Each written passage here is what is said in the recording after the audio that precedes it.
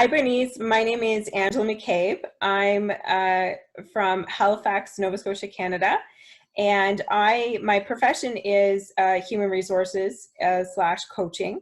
I've come to that realm by way of 9 years of experience, but I'm also a mom of a beautiful little 6-year-old boy. And I've recently found out that there's potential learning disabilities. So the crossroads for me at this point in time is balancing, work and life, and making sure that I don't have that guilty mom card, and making sure that I'm showing up how I want to show up for my little guy and exhibiting the examples that I want him to take and cherish and also harness and learn from. So it's definitely a challenging dynamic with regards to balancing time and energy. And that's something that I feel really passionate about to share with other working moms. Thank you. So it's definitely a learning curve still for me. The biggest thing for me is around scheduling. So I've been an Uber organizer this past year with regards to utilizing calendars and making sure that I'm looking at things in advance, month, week, day. And then also common communication within my internal household and community. The biggest challenge that I think I faced in the past 2 years, being a strong woman and strong-willed, is asking for help. It's, not feeling ashamed or that you're less than if you're leaning on other people in your community or your A players around you. So, I'm very fortunate to have a close-knit family where I have support, and I know at a drop of the dime that my son could be picked up from school or Excel, and helping out with tutoring. I think it's a two-pronged approach, thinking from a systematic place. In the workplace, I find that you have to set healthy boundaries and expectations. And that for me is still an area of growth, because to your point, you want to be seen as, that go-to person or the A player or that person that's next up for promotion in your organization. But you have to think about your home life. And sometimes you can't work 9 to 6 or 7 to 6, you really have to set those expectations that it is give and take in the workplace.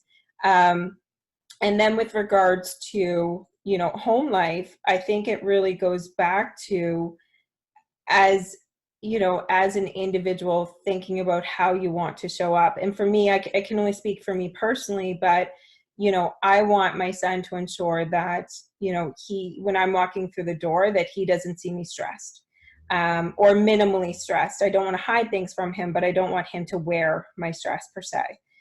So that has really forced me to humble myself and take stock as to, where's my time being spent? What efficiencies can I make? What other people can I call in to help me with regards to my priorities with my son or the household or something like that. Gone are the days of any balance. And when you think about yourself as a person, there's never 100% pure balance. So I think although there was always positive intent with that definition, the realistic approach to it is that there's, in simplest terms, give and take, right? So in some circumstances, maybe you're not showing up at home as much as you want to be and you're at work, or vice versa. And, I think it's just, again, ensuring that, you have support, not just from your home family, but your work family. And that your core values align with your workplace. And if not, then, is there an alternative,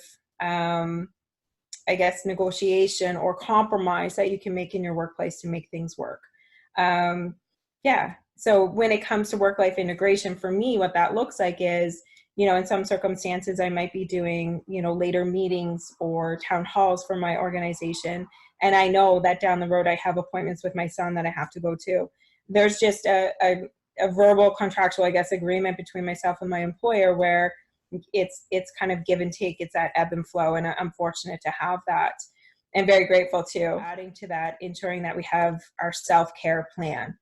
And, you know, for me, that's things around ensuring that, you know, I'm getting out to different conferences, or I'm taking in different experiences, or I'm making sure that I even just have white space where I can do nothing, or sometimes, you know, reaching out to my friends that I haven't seen in a couple of weeks because we've been so busy.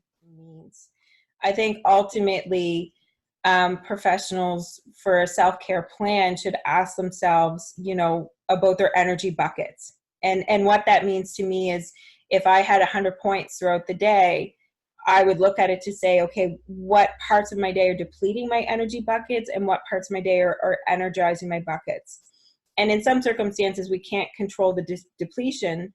So then how do we energize? And I think that's a powerful question for anybody to ask themselves, is what charges me? What, you know, what really gives me that spark back in my life? Because for some people, it's being in total isolation and reading a book, or hiking, or being alone. Whereas for other people, they get charged up by standing up in front of thousands of people and, you know, proctoring a conference. So I think it's a bit of self-awareness layered in with the self-care. I think that everyone should have an accountability partner when it comes to self-care, because I find that that's one of the biggest places where people will push themselves behind the priority list.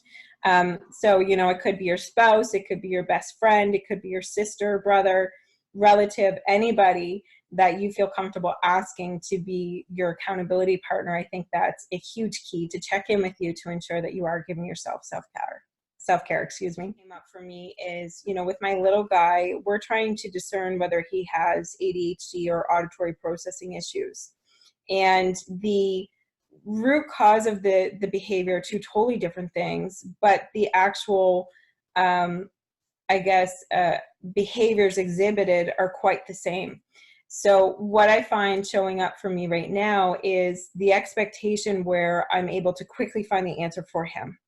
And when in actuality, every single day, you know, I need to be giving myself a pat on the back for doing my own research, and for questioning physicians, and pushing for more information for our professional establishments, and reaching out to my community to chat with other parents. I found that was a really hard thing for me to do as well, you know, because children, I feel, they just show up, and they show up with this, you know, unwielding, almost experience that adults could really look up to with regards to just being.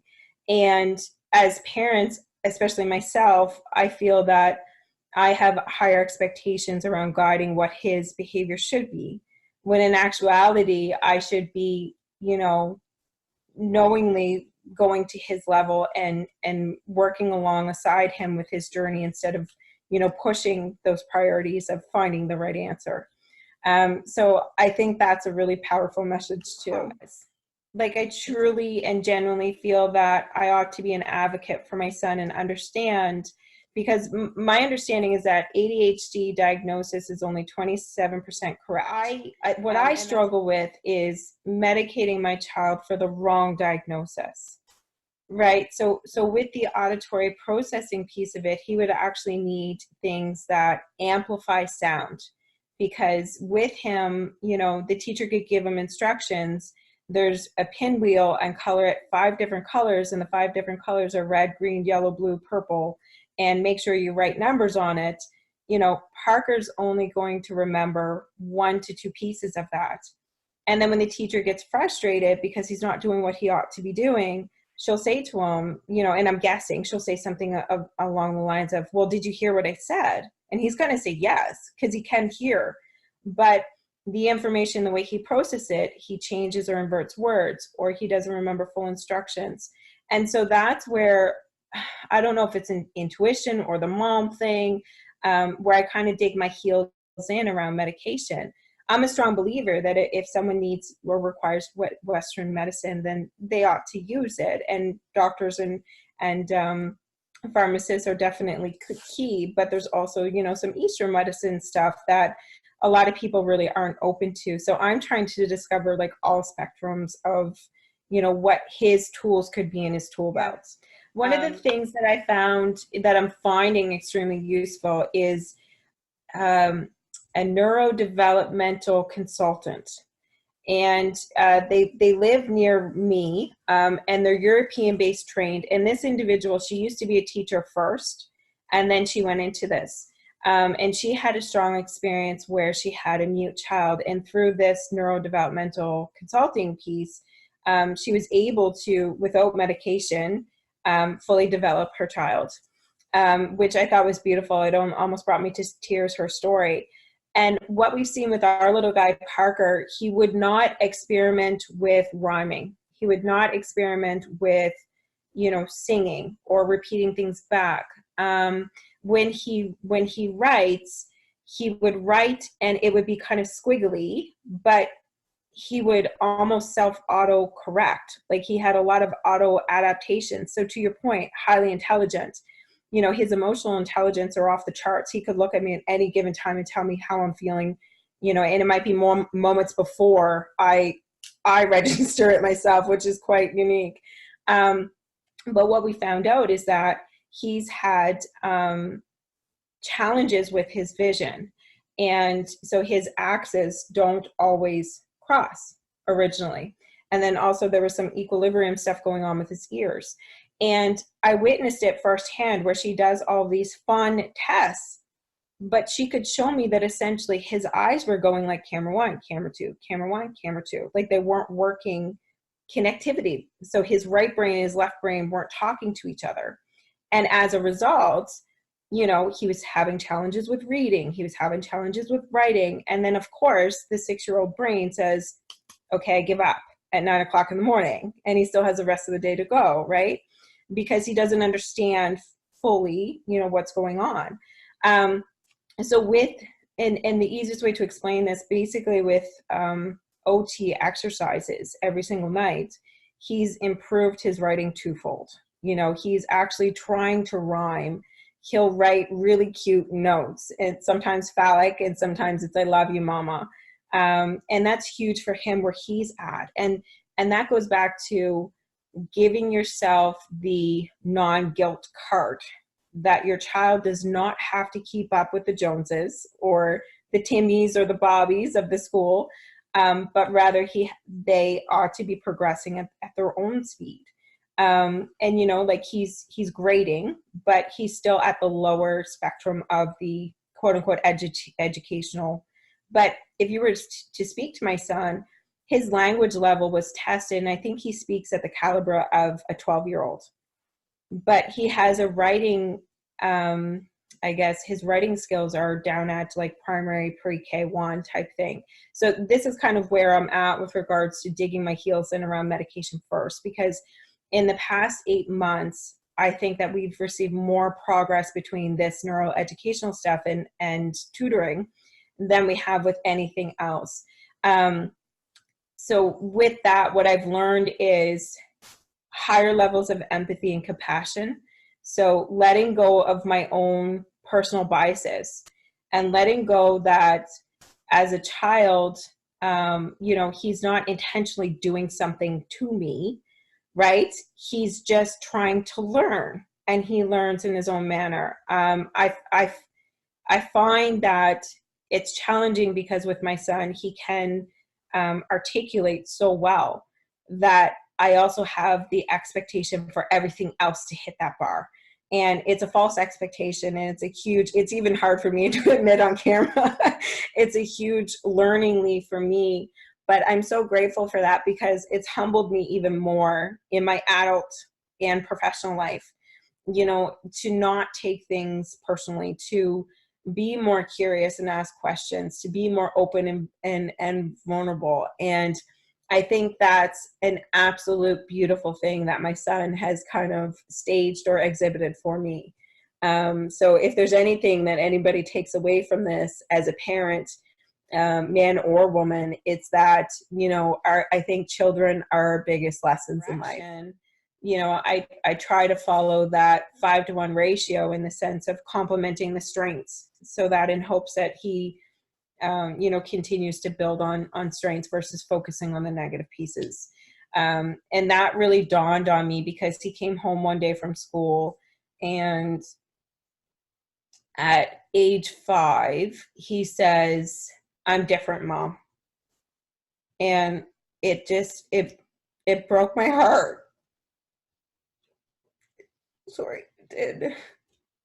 Because to hear a little person connect that they're different is really hard to hear as a parent, because it's concerning about their self-esteem and their self-worth and their fit in this world.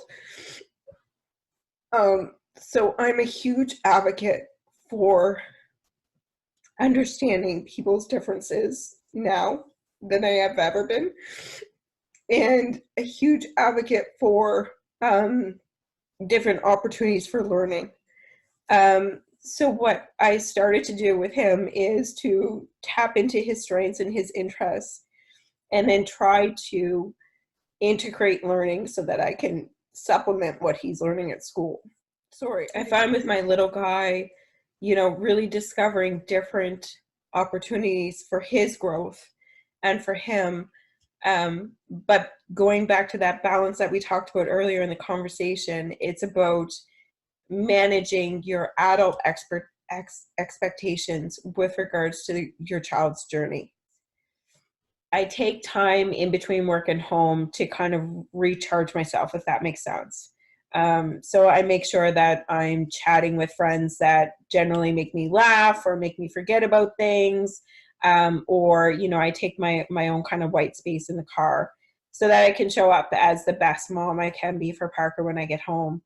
And then also recognizing that it's okay to take mom moments, so sometimes it's going out with the friends, like I mentioned earlier, and other times it's really being thoughtful and cognitive that it's okay not to do everything in one day. Skills perspective. I also think that it's very important to create that balance in the workplace from a mentorship perspective, because you're not just learning about the professional side of things, you're also learning about life in general and different ways and different perspectives. And to add in layer in there that, I'd be an advocate for multiple mentors, so for me, for example, I guess I operate out of an ad hoc place where, I look to, or I ask more questions, or I ask for more time, with people of interest, of different diversity and different backgrounds and different perspectives, both men and women. So that would be something I think interesting to explore more. Thinking about the combinations of topics of, being a powerful super mom / working mom /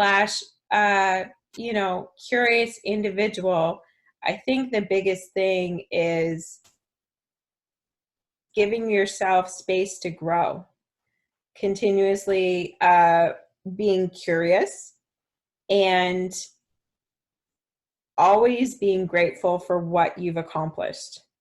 I think as being our own worst inner critics, if anything we could take away from is acknowledging oneself, not from a place of being conceited on this, but, just being grateful with regards to even just a slight epiphany.